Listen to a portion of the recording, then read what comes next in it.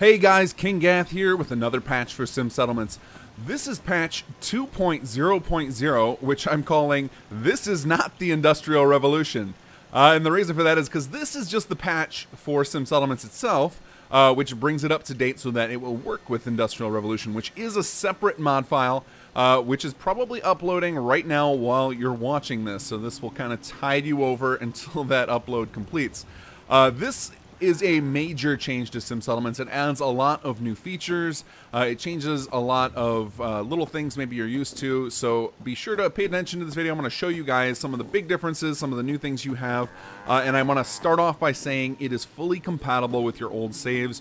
You don't have to start a new game. But what you will want to do is go through and refresh all of your plots, which, as you guys know, you can do either with the Immersion Breaker, which is this handy little tool here, or you can run the Refresh Local Plots option under your holotape tools.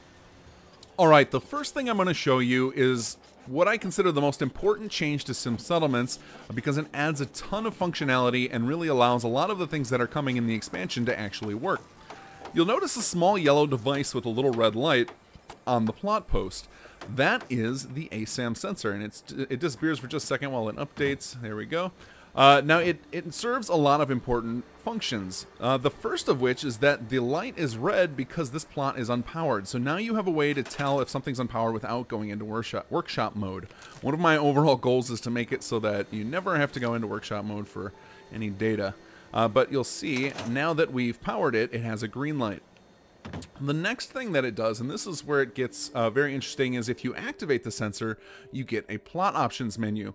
So on here we've got the find owner and view plaque you're used to seeing, and then the refresh plot is the option that you would use via the refresh local plots option in your holotape, or the thing that the Immersion Breaker does. So I'm keeping the Immersion Breaker in because sometimes it's quicker to use that, but you now have the option if you just need it quick on one individual plot quickly. You don't have to bust out the hammer. You can do it right from the ASAM sensor menu. And now, real quick, before I go any further, these ASAM sensors are optional. If you decide you don't like the look of these little devices on there, you can turn them off, and instead your plot post will act as the options instead of the find owner function. So the most important thing you guys are going to want to use is the choose building plan. If you activate this, it brings up a little container, and I want to thank, I didn't write down the names of the users, but I had 2 or 3 different users suggest to me the containers as a way to do a fully dynamic menu, and it does indeed work, and I want to thank you guys. So if you suggested that to me, thank you very much. That was a great idea. Alright, so what this will do is bring up a container of all of the available building plans. This will include the building plans from Sim Settlements, and this will include the building plans from any expansions and add-ons that are eligible for the particular plot you're looking at. So all you do is select the one you want, and you'll get an explanation of what it's going to do. So if some of the maybe store names aren't clear, or things like that, this is going to tell you exactly what's going to be built here. It gives you the name of the building, the name of the author, which add-on or expansion, or if that comes from the main mod, and what it's going to do for you. Then you have the option to hit build this, which will select this plan, or cancel and change your mind and pick a different one. Now you notice the other one, the weapons that I just selected, is gone. It's just a bug with the engine. If you just hit over in the container, you'll see it again. So then we pick the one we want, which I'm already on low valence, so we're not going to do that. Hit build this, and then as soon as you exit the container, you'll get the familiar explosion, and I'm showing you that now so I don't cause anyone a heart attack. Maybe the video just did. Apologies. The building will start constructing of that new model you selected. And you can do this mid-construction, so I could come up here, activate it again, choose a different building plan. You can also do it before the plot starts building so that you can pre-prep all of the building plans. And it just works in general. So it's similar to the Architect's T-Square, except now you get to directly jump to the one you want instead of having to cycle through them all. There's no speed issues. You don't have to worry about doing them once per second or anything like that. You can do them, make the changes as quickly as you like. Now, I will caution, just like the Architect's T-Square, if you pre-choose a residential building plan and a VIP moves in, they may override your building plan choice. That is by design, and that is because the VIPs aren't all supported by every single building plan, so they'll choose one that their props will work with. Okay, now in the same vein of changes on the plots, the next big change is the plaque. I've changed some of the data on here. You'll notice that now the level is listed. So level 0 is a unbuilt building. Level 1, level 2, level 3 are the different levels that it will build to. And then the income and tax have now been combined into a single field, so you'll see how much money is being generated. Now, it doesn't completely make sense for that to be rolled in together because income is daily and tax is based on the timer you set it, but this will give you an overall idea of how much money is being brought in, or how many caps are being brought in by the particular plot. And then the scavenger bonus has been removed because that is now included on the note field of the buildings that create scrap.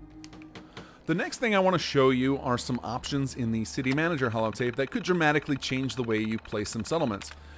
The first one is the addition of the local zoning laws. Now, if you first boot into patch 2.0, you probably won't have this menu. You may have to save and then re-enter before this will appear. But what this does is it allows you to change the laws, the zoning laws, not all of them, but the ones that made sense within the local settlement that you're in. So, for example, if I only want to change something in Red Rocket where I'm at right now, I would bring up this menu and I could change that. So that'll allow you to do things like turn off the local dynamic needs or turn off the citizen needs requirements for the settlements where you're going to supply the food from another settlement, things like that. But most importantly, in the zoning laws, that's going to be a huge change in this version is the manual upgrade option. Now you'll notice down at the bottom there are upgrades and upgrades advanced. Upgrades advanced is something that will be introduced with the expansion pack, so you'll know about that with those videos. But upgrades here, which can be set to auto, which is the default, which is what you're used to with Sim Settlements, and that's that as soon as a building is eligible to upgrade and you've had a chance to see it, that building will start upgrading. If you switch this instead to manual, what will happen is that when a building is eligible to upgrade, it will just stay where it's at. This could be useful for several things. One of which is if you want to maintain control of the dynamic needs. So I know a lot of you have complained that sometimes you'll come back to your settlement and the needs will be a mess and your happiness will have tanked. So if you turn on manual upgrades, instead, those changes won't occur until you get here and you manually trigger them. So what you would do is put your ASAM vision. I added a new vision mode after power objects called awaiting upgrades, and the plots that are ready for upgrade will start highlighting green. Then you walk up to their ASAM sensor, go to the menu, and you'll get a new option called Upgrade Building. Simply select that and the building will begin its next phase of upgrades. Now, again, this is an optional feature. You don't have to use this, so if you love the way Sim Settlements works now, where it's very hands-off, you can continue to do so. But if you like the idea of manually deciding which buildings upgrade for both either dynamic needs reasons or maybe the aesthetics, maybe you like the look of a lower tier building, now you can have control over that. Alright, then the last thing that I can easily show you with this patch video is the new custom crafting bench. So if you have Settlement Menu Manager installed, it can be found under the Furniture section of Sim Settlements. Otherwise, it will be found under Furniture Miscellaneous if you do not have Settlement Menu Manager. And now this little unassuming desk, once created, will use the magic of Sim Settlements technology and generate itself a terminal, a little desk lamp there. And this lets you craft all of the Sim Settlements things. So things like the ASAM sensors, the various tools such as the town meeting gavel or the ASAM switch, and it can also make copies of the City Manager holotape. So if you need one that has a better name, such as one sorted for Valdisol's item sorting, you can craft that here. And then the actual terminal itself is functional, so you have to activate it separately. But if you activate it with the U's over here, so you'll notice if I click on the desk, I get the options to craft. If I click on the actual terminal, I can use the City Manager holotape without pulling out my Pip-Boy. Alright, the last thing I'm going to say in this patch video is to talk about the plot types. So as of this patch, there are technically 2 new plot types available that will show up on your menu. Now, they're not showing up on mine and they won't show up on yours until you have a building plan that functions with them. So in the core of Sim Settlements, it doesn't include any of these new building plans, but they come in the expansion. Now, the reason I'm mentioning this is that if an add-on author adds to those plot types and you decide to uninstall Industrial Revolution for some reason, you will still have access to those new plot types. So they are built in as part of the core of the mod, so you'll always be able to take advantage of them, provided you have something that adds a building plan to them. Alright guys, enjoy the mod, and take care, and get ready for the Industrial Revolution, which is probably minutes away.